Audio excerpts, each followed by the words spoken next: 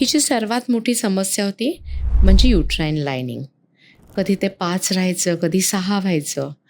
पण त्याच्या पुढं काही जायचं नाही.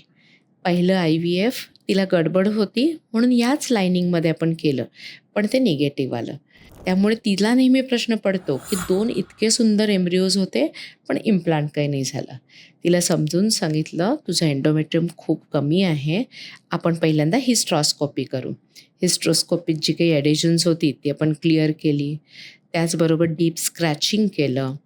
तिचा ब्लड फ्लो पण थोडा कमी होता. त्यामुळे आम्ही इस्ट्रोजन वाढवलं, व्हजायनल इस्ट्रोजन दिलं, लो डोस ॲस्पिरिन दिलं. तिचं 2 वेळा जवळ आपण PRPसुद्धा ह्या सायकलमध्ये केली, ज्या सायकलमध्ये आपल्याला तिचं एम्ब्रिओ ट्रान्सफर करायचं आहे. लायनिंग 6 ते 7च झालं होतं. पण ब्लड फ्लो थोडा वाढला होता, ट्रिपल लाईन होतं.